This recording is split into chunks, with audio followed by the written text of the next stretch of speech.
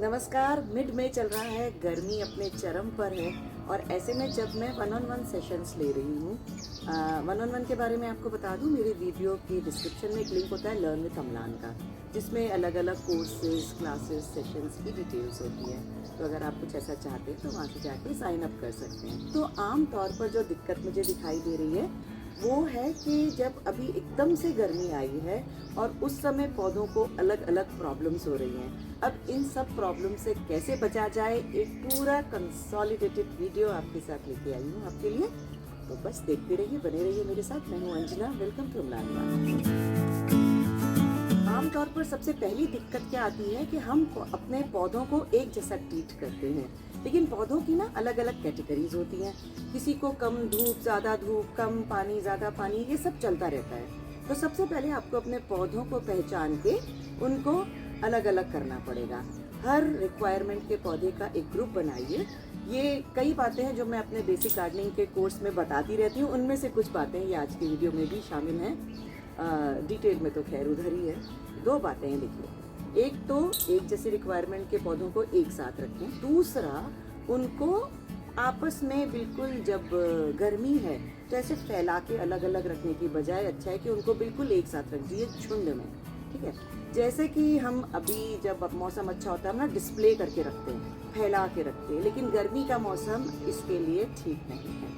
फैलाने से पौधों को ज़्यादा गर्मी लगती है। जब साथ रहते हैं तो एक दूसरे की ह्यूमिडिटी से वो ज़्यादा हरी भरी, जैसे हम भी होता है ना, ग्रुप होता है, हमें अच्छा लगता है, अकेले अकेले हमें अच्छा नहीं लगता। वही गर्मी में स्पेशली हमें अपने पौधों के साथ ज़रूर करना है। तो ग्रुपिंग कर लीजिए और जहाँ उसको जैसी जगह पे रखना है उस प्रॉपर जगह पे रखें। ज़्यादा धूप वाली जगह पे पौधे हैं उन सबको वहाँ रख दीजिए, कम धूप वाली जगह के पौधे हैं उन सबको एक साथ कम धूप में रख दीजिए। इसके अलावा एक दूसरी चीज़ और होती है कि गर्मी के मौसम में क्या होता है कि पानी जल्दी सूखता है, तो पत्तियों का भी पानी सूखता है, साथ ही मिट्टी के ऊपर का पानी भी बहुत जल्दी जल्दी सूख जाता है। मिट्टी की नमी को बनाए रखने के लिए ज़रूरी है कि मल्चिंग कर दीजिए। मल्चिंग का मतलब होता है कि आप अपनी मिट्टी के ऊपर एक लेयर बिछा दें। अब वो लेयर किसकी हो सकती है? किसी भी चीज़ की हो सकती है। देखिए, आप मूंगफली खाते हैं, मूंगफली के छिलके लगा दीजिए। ठीक है, ये हमारे अभी कुदरत ने दिए हैं इतने सारे पतझड़ के पत्ते, सूखे सूखे, सारे सूखे पत्तों का चूरा करके एक मोटी सी लेयर ऊपर लगा दीजिए। हम नारियल खाते हैं, नारियल का जो हम छिलका उतारते हैं उसको थोड़ा सा कूट के उसको लेवल करके उसको लगा लीजिए। बाज़ार से खरीद के मॉसरोज लगा सकते हैं, क्ले बॉल्स लगा सकते हैं। एक और चीज़ होती है ग्रीन मल्च।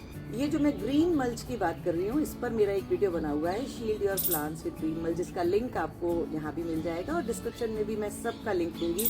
उन सबको आप बहुत अच्छे से देखिएगा तो डिटेल में सब समझ में आ जाएगा और पूरे 3 महीने आगे आने वाले समय में आपके पौधों को कोई नुकसान नहीं होगा। ये ग्रीन मल्च क्या होता है? अलग अलग क्रीपर्स होते हैं, जैसे ये turtle vine, baby tears, aptenia, moss rose, purslane, ये तो फ्लारी प्लांट्स हैं। इनको भी मैंने उस वीडियो में लगाते हुए दिखाया कि किस तरीके से चीकू के पौधे को पूरा फिर मैंने इससे भर दिया था।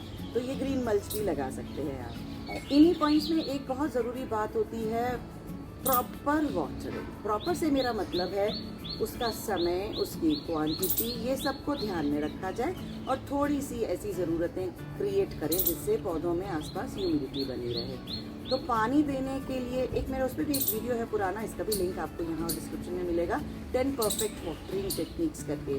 उसको भी वीडियो को आप देखिएगा, बहुत डिटेल में आपको सब पॉइंट्स मिलेंगे। यहाँ मैं आपको थोड़ा शॉर्ट में बता रही हूँ। जब भी आप अपने पौधों को पानी देते हैं ऐसे शावर करते हुए दीजिए। बहुत ज़रूरी होता है इस वक्त पत्तों के ऊपर पानी गिराना, क्योंकि पत्तों का भी जो मॉइस्चर होता है वो इवेपोरेट होता है, तो पत्ते सूखे सूखे रहते हैं, डल रहते हैं। अभी मिट्टी विट्टी उड़ती है, मिट्टी उस पर जमा होती है, तो प्रॉपरली पत्ते ब्रीथ नहीं कर पाते।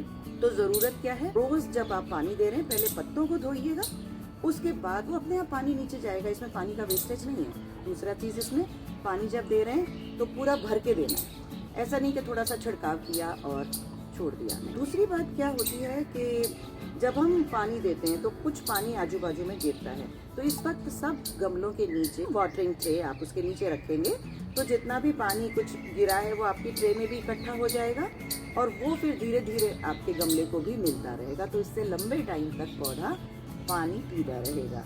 और सबसे ज़रूरी 2 बातें और हैं वाटरिंग से रिलेटेड जो हमेशा ध्यान रखनी है। पानी जब देना है सुबह देना है, सनराइज़ के आसपास अगर आप देते हैं 8 बजे के पहले पहले गर्मी में, तो वो सबसे अच्छा टाइम होता है। सुबह सुबह वाटरिंग से पौधे बहुत अच्छे से पानी पी लेते हैं, उसके बाद दिन की गर्मी को बर्दाश्त कर पाते हैं। अगर आपकी मिट्टी प्रॉपर नहीं है, धूप ज़्यादा है, धूप से बचाने के तरीके कम हैं, तो ऐसे में आप शाम को भी एक बार स्प्रे कर सकते हैं। उसी वीडियो में मैंने एक और बात कही थी कि जब आप अपने पौधों की ग्रुपिंग कर रहे हैं, ह्यूमिडिटी कम है, तो वहाँ आप अपने किसी कंटेनर में पानी भर के रख लीजिए, तो उसकी ह्यूमिडिटी से भी आसपास के पौधों को मॉइस्चर मिलता रहेगा, तो पौधे ज़्यादा खुश रहेंगे। तो ये वाटरिंग की कुछ टेक्निक्स हैं, डिटेल में आप उस वीडियो में अच्छी तरीके से देखिएगा। वाटरिंग की एक सबसे ज़्यादा प्रॉब्लम होती है जब आप बाहर जा रहे होते हैं, जब ट्रैवल कर रहे हैं। आमतौर पर अब गर्मियों में आप जाएंगे और सबसे बड़ी प्रॉब्लम होगी उसको कैसे ठीक करें। तो पूरा एक वीडियो है मेरा पुराना, ट्रैवलर्स हैक्स, ये आप देखिएगा, उसमें अलग अलग टेक्निक्स आपको मिलेंगी। इसके अलावा जो पानी देने के लिए एक आमतौर पर एक बाज़ार में आपको ये सेल्फ वाटरिंग प्लांटर्स मिल रहे हैं।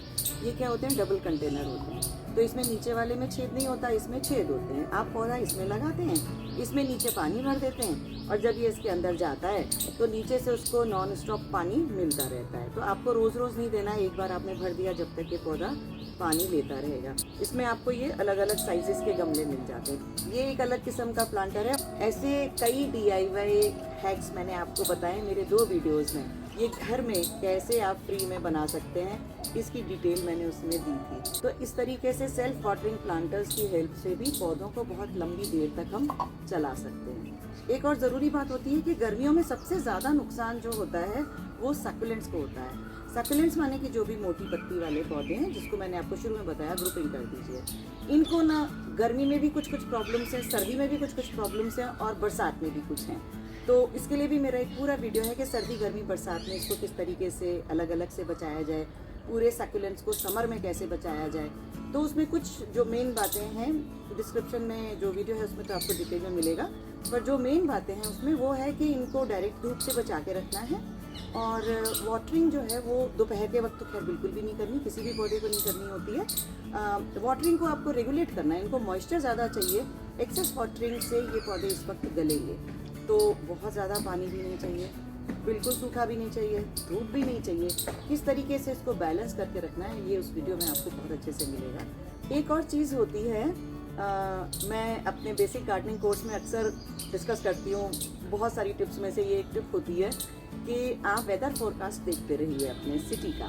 उससे क्या होता है ना कि जो चीज़ें हम अपने मौसम के टाइम पे, लाइक जब फरवरी मार्च था, उस समय आपने मिस कर दिया कुछ काम करना, रीपॉटिंग करनी थी, प्रूनिंग करनी थी, या मैन्योरिंग करनी थी, कुछ भी आपने मिस कर दिया किसी भी वजह से, और अब तो गर्मी में ये सब काम कर नहीं सकते। तो क्या होता है कि अगर आप अपने वेदर फोरकास्ट देखते रहेंगे, अगले आने वाले 10 दिन कैसे हैं उसको अगर चेक करेंगे, तो जैसे ही मौसम बदलता है आप अपने छोटे मोटे काम उस समय कर सकते हैं। जो भी फूलों वाले पौधे हैं उसमें इस समय लिक्विड मैन्योरिंग कर दीजिए। लिक्विड मैन्योर पे भी बहुत सारी वीडियोस हैं, आप एक बार इस वीडियो के बाद मेरे डिस्क्रिप्शन में जाना, उसमें लिंक में जितने वीडियोस हैं उन सबको अगर आप देख लेंगे तो ये पूरी गर्मी आपके पौधे कहीं नहीं जाएंगे। तो उम्मीद करती हूँ कि इस वीडियो के बाद ये जो गर्मी से परेशान होने वाले पौधे हैं वो आपके नहीं होंगे, और अगर सब कुछ ठीक लगा तो ज़रूर मुझे कमेंट सेक्शन में बताइएगा, और इस वीडियो को शेयर ज़रूर करें। इस वक्त सबको इसकी ज़रूरत है, लाइक तो करना ही है, और अमलान बाग को सब्सक्राइब नहीं किया है तो कर दीजिएगा। मिलते हैं अगले वीडियो में, नमस्कार।